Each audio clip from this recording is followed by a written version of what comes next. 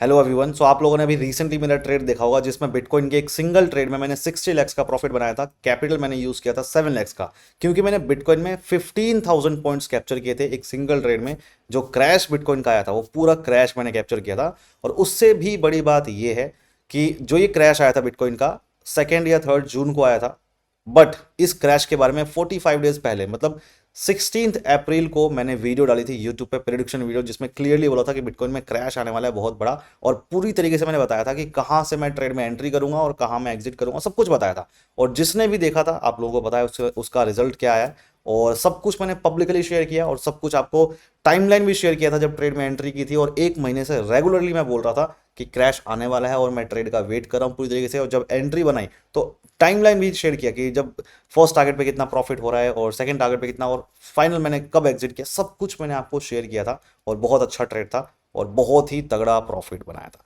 Now अब आप लोगों के काफ़ी सारे कमेंट्स आ रहे थे एंड मैसेज आ रहे थे मेरे पास कि जो उसके पीछे का लॉजिक था, किस तरीके से मैंने, what was the data point जिसके बेसिस पे मैंने ट्रेड वो एनालाइज किया एंड आप लोगों को शेयर भी किया था एंड प्रॉफिट बनाया। तो वो पूरा आप लोगों को एक्सप्लेन करना है, आप लोगों की डिमांड थी। तो चलो आपको इस वीडियो में पूरी तरीके से मैं एक्सप्लेन करता हूँ चार्ट पे कि कैसे मैंने वो एनालाइज किया था और क्या उसके पीछे की साइकोलॉजी थी, क्या डेटा पॉइंट्स थे, क्या चीज़ें मैंने देखी थी। So now let's do this.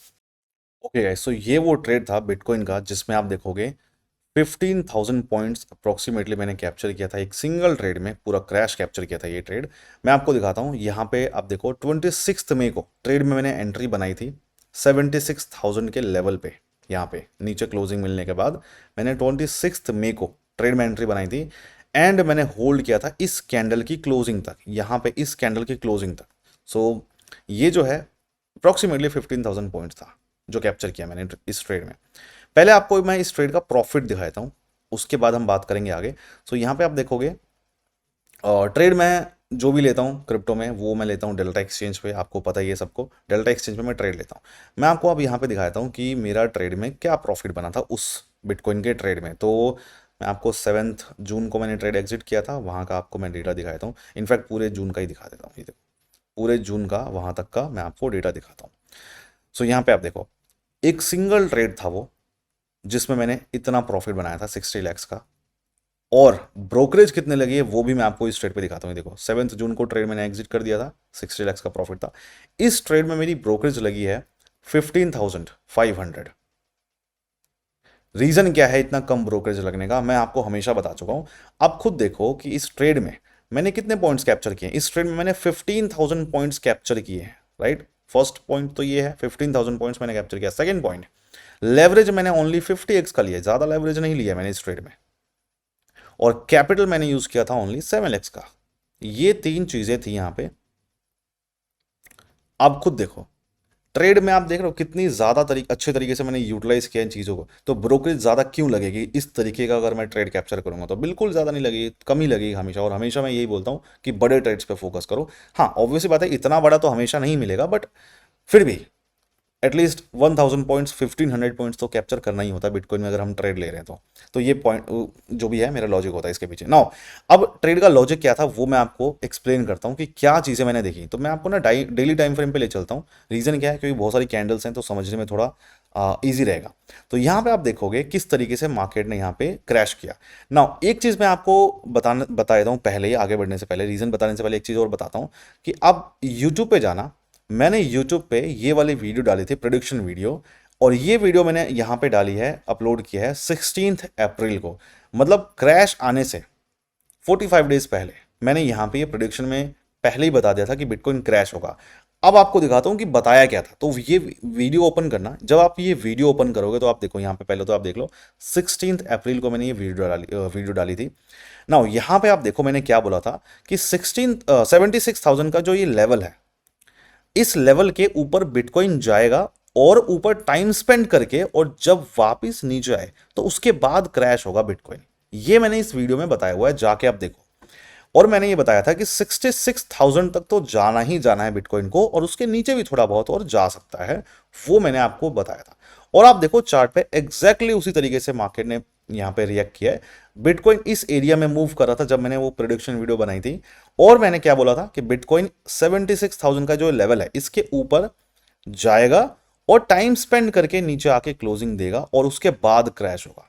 ये चीज मैंने उस वीडियो में बताई थी और जैसा मैंने यहां पे बताया हुआ है सेम एग्जैक्ट उसी तरीके से यहां पे मूव आया हुआ है बहुत बड़ा। और आप देखो मैंने टारगेट दिया था 66,000 का जो कि यहां तक है, राइट, और उसके भी थोड़ा सा और नीचे गया था और मैंने यहां तक होल्ड किया था ट्रेड थोड़ा सा, तो काफी अच्छा प्रॉफिट हुआ था। नाउ अब इस ट्रेड का लॉजिक क्या था, क्या मैंने डेटा पॉइंट्स देखे थे, क्या रीजन थे, वो मैं आपको बताता हूँ। देखो सबसे पहले मैंने क्या देखा यहाँ पे कि यहाँ पे आप देखोगे जब मेरे पास इतना चार्ट था उस टाइम पे डेटा, क्योंकि ये तो बाद में बना है, मेरे पास इतना डेटा था, ये जो एक लेवल था, ये जो रिजेक्शन बिटकॉइन यहां से लेके आया हुआ था, ये एक महीने पहले जब मैं एनालाइज कर रहा था तो यहाँ पे मार्केट था उस टाइम पे मूव कर रहा था और उससे एक महीना पहले यहाँ पे बिटकॉइन आया था और रिजेक्शन लेके नीचे गिरा था। सो दैट मीन्स कि ये एक बहुत इंपॉर्टेंट रेजिस्टेंस एरिया था, ये तो पता था, सबको पता था इनफैक्ट, राइट। तो ये 76,000 का लेवल था, यहाँ पे आप देखोगे 76,000 का लेवल था जो बहुत ही इंपॉर्टेंट एक रेजिस्टेंस लेवल था। अब हमें ये बात पता है कि अगर कोई इंपॉर्टेंट रेजिस्टेंस लेवल ब्रेक होता है, सो बिटकॉइन इनफैक्ट कोई भी कुछ भी जो भी हम किसी में भी ट्रेड कर रहे हैं, चाहे कोई भी क्रिप्टो है या फिर कुछ भी है, सो अगर एक इंपॉर्टेंट रेजिस्टेंस लेवल ब्रेक होता है तो मार्केट काफी अच्छा एक मूव देगा, राइट। ये चीज होगी अगर काफी सारी कंडीशंस अगर मैच होती हैं, ऑफ कोर्स हमेशा नहीं।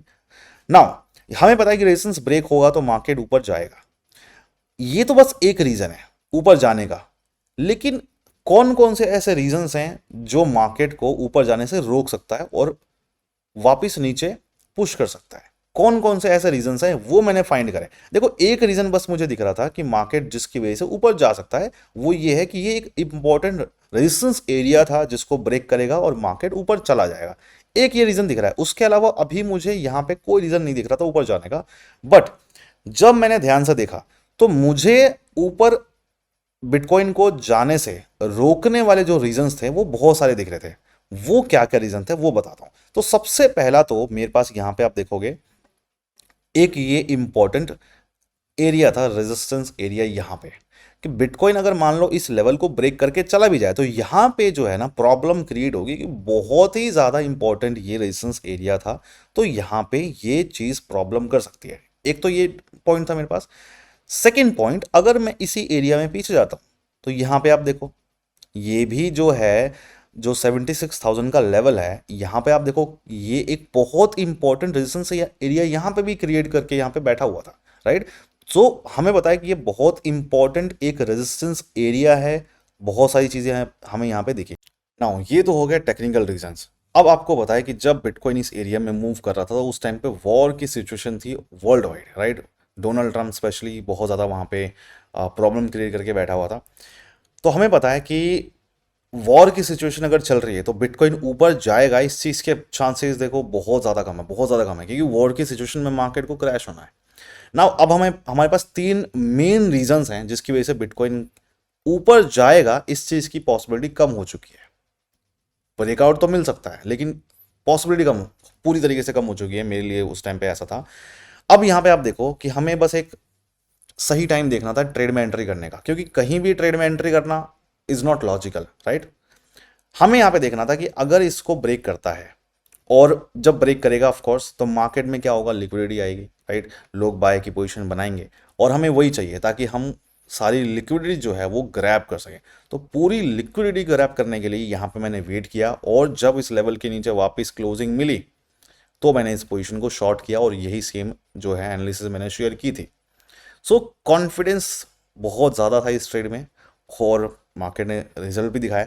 सो ये लॉजिक था, रीज़न था। एनीवेज आई होप आपको समझ में आ गया होगा और कुछ भी डाउट हो तो आप मुझे बता देना। एंड इस तरीके से एनालिसिस करता हूँ, बट बिल्कुल भी ऐसा नहीं है कि एवरी सिंगल ट्रेड एनालिसिस जो है वो इसी तरीके से होगी, और भी बहुत सारी चीज़ें हो सकती हैं, कुछ और डेटा पॉइंट्स भी हो सकते हैं। यहाँ पे तो ये डेटा पॉइंट्स थे तीन चार, तो जिसके बेस पे मैंने वो ट्रेड लिया था, बट और भी काफ़ी दूसरी चीज़ें हो सकती हैं, हमेशा सेम चीज़ काम नहीं करती है। नाउ अब आपको मैं बताता हूँ कि डेल्टा एक्सचेंज में क्यों यूज़ करता हूँ ट्रेड करने के लिए। देखो इसके ना तीन चार मेन रीजंस हैं। मैं आपको दो रीज़न जो है सबसे ज़्यादा एक्सट्रीमली इंपॉर्टेंट रीजन जो है वो आपको बताता हूँ।